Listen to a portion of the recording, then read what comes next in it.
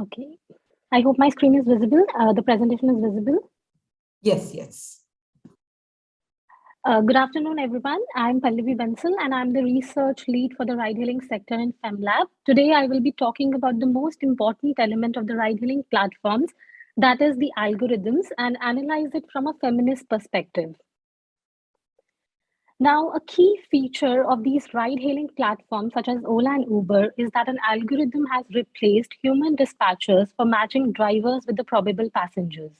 This has resulted in sort of a digital labor that is managed and controlled by AI-enabled algorithms. Now, there are already growing concerns and instances about how AI can be biased, sexist, and racist. I would like to mention the classic example here when Amazon's algorithms once favored men over women for software and other technical jobs. It is being increasingly said that the technology reflects the values of its creators, and since algorithms are designed mostly by men, there's a possibility that societal values that are biased against women can be transferred into the machines. Moreover, these algorithms are designed in such a way that they reward the efficiency and do not consider the humanness. It is probably right when I say we need to humanize algorithms instead of algorithmizing humans. In addition, there is a dearth of studies from the global south perspective. Therefore, my research delves deeper into the pre existing informality in India, which is perhaps reinforced in the digital platform economy. My research area drew my attention to the feminist human computer interaction design theorized by Shoin Budzil in 2010. According to her, feminism is a natural ally to interaction design as it pays attention to gender, equity, empowerment, social justice in the design process. Built on the feminist standpoint theory, it advocates for the use of women's viewpoints as an alternative point of departure in social science research. This theory holds that women's worldview is different from men due to patriarchal societies limiting their access to certain resources. And this limitation should be channelized as a resource rather than ignoring it. The qualities proposed by her for HCI are pluralism, participation, advocacy, ecology, embodiment, and self-disclosure. Broadly speaking, she rejects the idea of universalism and acknowledges diversity, encourages ongoing dialogue between designers and users, thus making it more inclusive and collaborative, and urges designers to have an awareness of the stakeholders throughout design reasoning and evaluation. To sum it up, I would say feminism has far more to offer than just pointing out instances of sexism. Over the last 2 years, I carried out semi-structured, in-depth qualitative interviews with the various stakeholders in the ride-hailing sector, such as female and male cab drivers, platform representatives, non-profit organizations, policy and research support groups, and AI specialists. I also carried out a document analysis of official reports from ride-hailing platforms, government, activist organizations, news coverage, and empirical studies in this area. Today, I will be presenting just a portion of this data that has been used for analyzing the AI design of the ride-hailing sector. I've put my analysis in 6 categories, with the first being acceptance rate, incentives, and gamification. Acceptance rate is the number of ride requests accepted by the driver divided by the total number of requests he or she has received.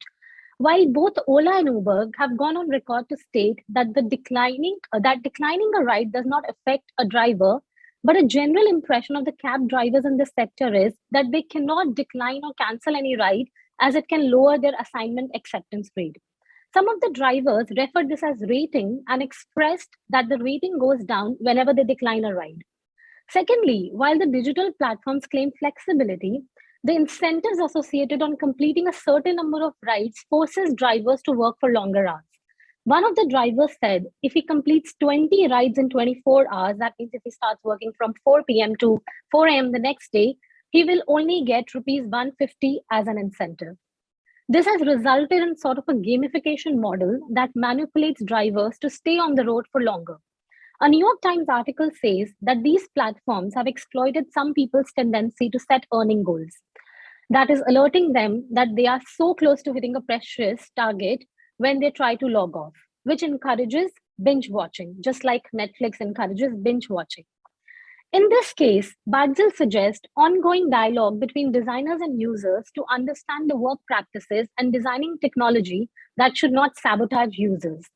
For instance, the low incentives and gamification model point towards precarity. And secondly, these incentives do not favor women drivers who cannot be on road for too long due to the disproportionate burden of care responsibilities. To simplify the process and ensure equity in the gig economy, platform economies can advise AI developers to introduce a rule.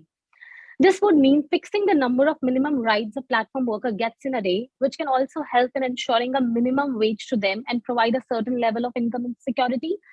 Further, the reward system can undergo a major overhaul. For instance, rather than incentivizing them to drive more and indulge in a compulsive game playing, platform companies can build algorithms that provide financial rewards when the drivers follow traffic rules and regulations, for instance.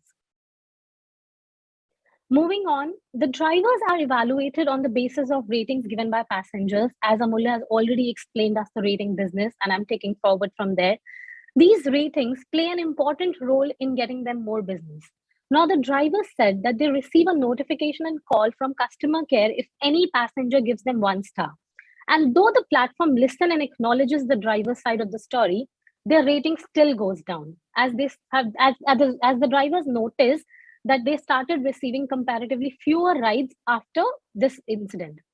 Another concern is that the drivers only get to see consolidated ratings on the app and are unable to view the exact reasons mentioned by the individual passengers. Also, in the screenshot I took from Uber, the app is creating an imagery that drivers are always males by using the word hero. Although contestable, I argue that the app can use Shiro, for instance, to promote and acknowledge female drivers. When ratings and reviews form such an essential part of a driver's business, then it becomes all the more important to assess how do the customers rate passengers and on what basis. In this context, Budzen's quality of embodiment can be applied, where she suggests creating meaningful interactions with the technology where the products do not discriminate on the basis of gender, religion, physical ability, or any other human feature. While the platform companies have started including qualitative labels for reviewing drivers, the passengers can also be asked to describe their feedback using a sentence or two, which can later be analyzed using natural language processing, NLP, a subfield of artificial intelligence. It could help in understanding how users rate workers and whether actually do they discriminate on the basis of gender or any other factors. The next principle I am discussing is the ride allocation. There is a growing concern among the drivers about how the rides are allocated to them, who gets the short ride or who gets the nicer ride. In this respect, a product manager of a popular ride-hailing app said that the weightage of assigned parameters keep changing and hence cannot be revealed. The quality of self-disclosure recommended by Budzel calls for users' awareness of how they are being computed by the system. The design should make visible the ways in which it affects people as subjects. The design should make visible the ways in which it affects people as subjects. For instance, platform companies can display the variables and the corresponding algorithmic weightage per task assigned on the smartphone screen of the workers. So if a platform driver has not been allocated a certain ride due to his past behavior, then the technology should be transparent to reveal that information to him. Moreover, complete information about the rides become all the more relevant for women drivers who fear going on to unfamiliar locations. One of the drivers said that a ride-hailing app reveals the nearby drop location before accepting the ride only after he has completed 5 rides.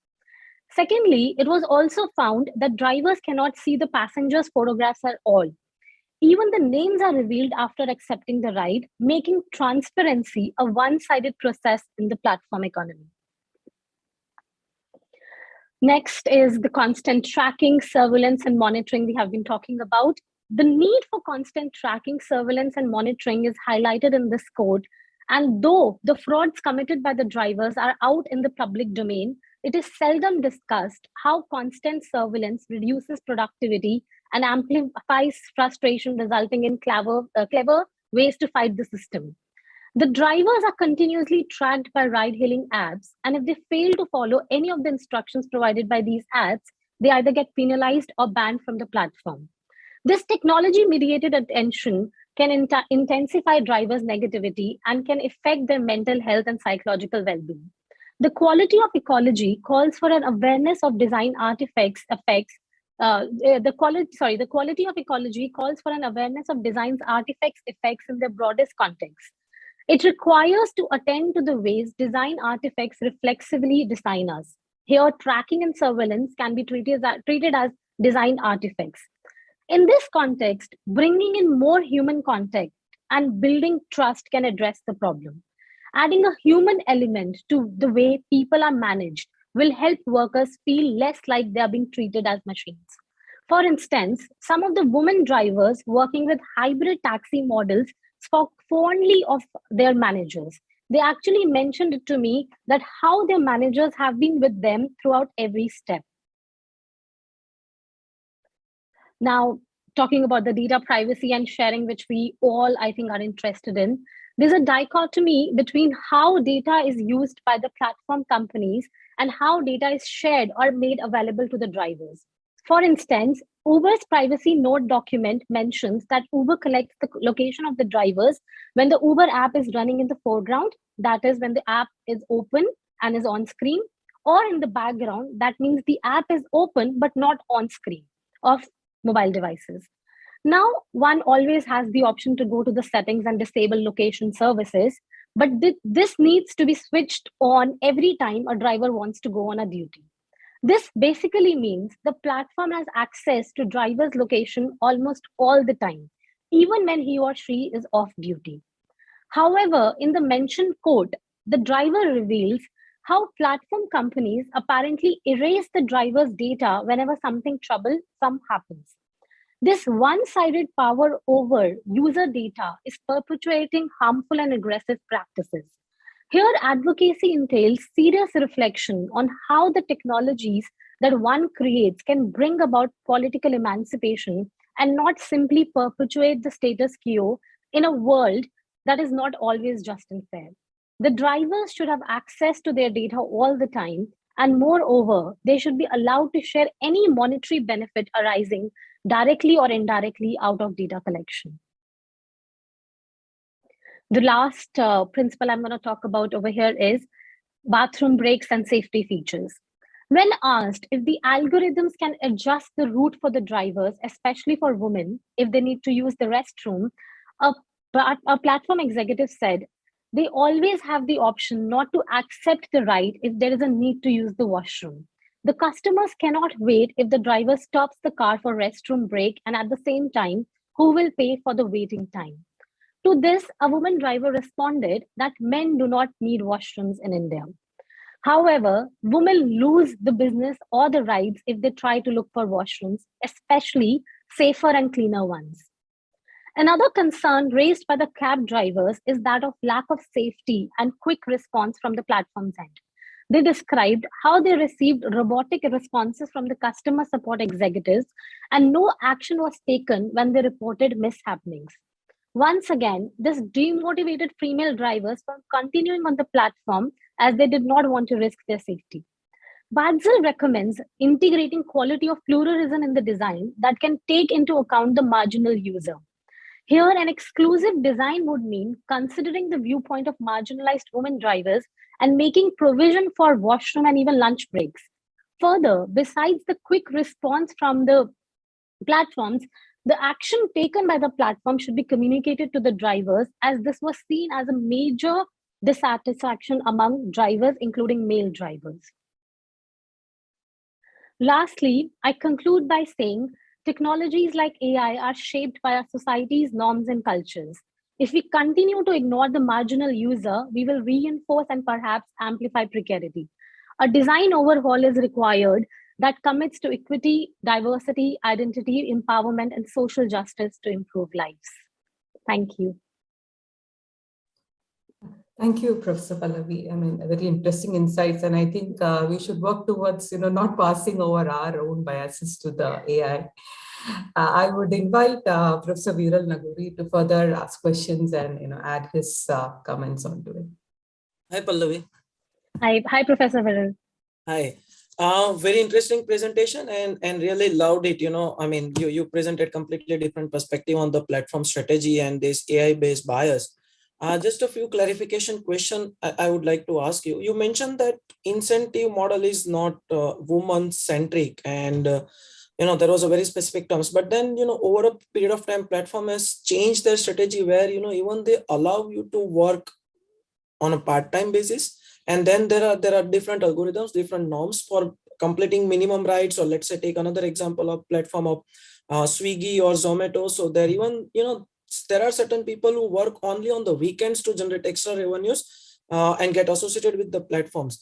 So can you elaborate more on this, that incentive model is not woman centric? Rather, I mean, I just want to understand this gender perspective, why it is only not woman centric, and why it's not for the driver centric or something like that. Yes, definitely, Professor Will. That is actually an interesting question, and I would break it into two parts to answer it. First of all, I would really like to say that when I say that incentive model is not woman centric, firstly, it is not even driver centric, because both women and men, they have to pay the EMIs of the cars. Now, car, we know, is an expensive asset. So if, of course, incentives are such as low as rupees 150, they're not able to meet their monthly targets. Now, if they're not able to meet their monthly targets, that means the drivers cannot repay the EMIs. That is, of course, the driver centric part, which is definitely pointed out that the incentive model is not even driver centric. Now, talking about the gender perspective over here is, now you're forcing, the platforms are kind of manipulating and forcing women drivers to drive for longer hours, because even they have to repay the EMIs. So I spoke to a woman driver who, before she got married, was driving up to 18 hours. That's what she said. Now, before she got married, she was able to drive up to 18 hours. And she said that the biggest mistake she did was actually to purchase the car. Now, again, she has to work for longer hours because she has to repay the EMI. After she got married, she obviously got household responsibilities, the care responsibilities. So she could not work for Uber or Ola, whichever platform she was working at that time. And she said that she had to switch to a hybrid taxi model, which only allowed her to work for 12 hours. So that is the main problem when I'm pointing out that women, unfortunately, in India, or I would say across the world, have a disproportionate burden of care responsibilities. Now, if the women already have so much of care responsibilities, they cannot work for longer hours. And the incentive model you are giving here is that you need to complete a minimum of 20 rides, or you need to work towards 20 hours, or you have to actually work for 18 hours, and then only you would actually get as low as an incentive of rupees 150. So that's why I'm bringing in gender over here. And I'll also add one more point over here, which I did not mention in the presentation.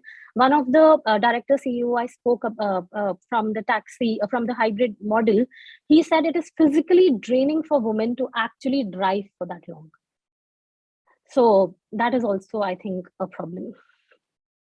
Okay, but so when you collected this data, like from this Uber and drivers and the CEO or managers of the riding platforms, which particular time period you collected the data? So I collected this data over 2 years. So for instance, I started talking to the platform representatives in 2020. And then over the period of time, I spoke to, as in October and August, I spoke to some of the female drivers belonging to hybrid taxi models. And then last month, I even spoke to male drivers. So of course, it took me around 2 years, I would say. So I started working as actually a PhD candidate in 2020. That was around March and April. And since then, I have been actually talking to a lot of people in the ride hailing business. Because some of the platforms also came out, just on at your own convenience kind of a model, and their basically, incentive structure is completely different. I'm not sure whether this is applicable to Ola, Uber, but you may would like to check that into further. Sure. Second point is that you mentioned that it's a very very particular interesting debate actually, that this platform basically should mention the variables and their weightage on the algorithm, on how you are going to evaluate their performance, or how you are going to justify their incentives, or the number of rides they are getting, number of rides they will be assigned to, right? So my point of view is here that, do you think that there is also a completely a negative effect of this also, when companies start putting these variables, and then people would find a ways to manipulate with these variables, and that would be a So platform always, try to balance the both side of the platform. One is the customer side and one is this, service provider side. So very interestingly, the moment I start, it would be advantage to the service providers. It may be a disadvantage to the customers. So would you like to throw more light on this? Yes, I would actually start by saying that, drivers have already started finding interesting ways to manipulate the system. And I would also like to bring in a quote where I read recently that one of the platform drivers, he's actually an AI specialist, and he said that since I understand the technology well, I'm able to, kind of understand when I'm able to trick the system and I'm able to get more rides. So that is, I would say, a big problem, that some people would understand the technology, and in any case, they are able to manipulate the system and are able to get better rides. And on the contrary, some people are not able to understand the technology, and they're obviously the precarity over here is reinforced. So in this sense, I would say, to ensure equity and transparency, it is actually necessary for platforms to display the variables, that how the rides are allocated. And I would also say, I would fight a case for transparency over here, because you have the right to know. Like, if I would compare it with an organization. Supposedly, I'm in an academic institution. I have a right to ask my manager that, how did you assign this work to me? Okay, but That is why. in that case, there are many drivers who are working with multiple platforms. Yes. And then they would be smart enough to, decide, during what time to work on what platforms, right? So that is also unfair to the platform companies. So, and even mostly, even if I start disclosing my variables, my rival very soon will come, understand my algorithms, and come out with a better algorithm that would, will probably capture all my customer base or something like that. And that has happened with some of the platform-based companies, if you look at the history. So probably, being a, if you ask platform companies or something, they would probably not agree with. So probably you should come out with this better solution rather than, disclosing the variables or something like this. Is just my suggestions. And Yes, just so I would say, Professor Viral, just to add, I would just say that is why we need some degree of standardization. That puts the workers' interest at the forefront, because we cannot say that, okay, this platform is going to do this and this platform is going to do this. Standardization is definitely required. Okay, I agree. But even if you know that Google even doesn't disclose their algorithm, the reason is that, when you talk about the platform economies, there are always three facets of it. It's not only about the customer centric. There are three facets of this. And, a company which is providing a platform has to balance all those three. Okay. And just Right. a last point here, I would like to mention, you talk about the data sharing, privacy and safety, and you mentioned that, every 2-3 seconds the driver locations are getting captured and all that. But at the same time, this is very much essential to ensure the safety of the passengers who are traveling at odd hours. Definitely, definitely. So I do not make a case that platform companies should do away with the constant monitoring. I am only saying that if they are using this data, the platform drivers should also be able to access their data. And that is why no way I'm saying that they should alter their model where they're not tracking, they're not actually location, they're not registering the location. The point over here is that the users should be made available. I mean, the data should be made available to the drivers. But then what would be the use of this data for the drivers? It is about it's not about the location data. It's about, if you would have read my slide, where I'm saying is that there is a one-sided power which is happening over the user data. So what is happening is the platform companies are actually accessing the driver's data, but the drivers, on the other hand, do not even have access to any of the data. That is what the point I'm making. Because that leads to another debating issue, is that whether the data should be shared with everybody, or even the some of the data should be shared with the concerned stakeholders, because the information system theory says something else about sharing the data. But this fits the global momentum on the right to data. Yes, of course, right to data is a global momentum. I do not deny on that. But the moment I start sharing the data, data is such an asset which could be misused and could be taken to get the unfair or uncompetitive advantage over others. So That's what my concerns were. But overall, Pallavi, very, very impressive presentation, and really enjoyed looking at the different aspects of the technology. You mentioned about the philosophical aspects of the technology when we had this discussion. So really enjoyed your presentation. Thank you so much. Thank you so much, Professor Viral. I'm going to think about the points you have raised. Thank you, Professor Pallavi and Professor.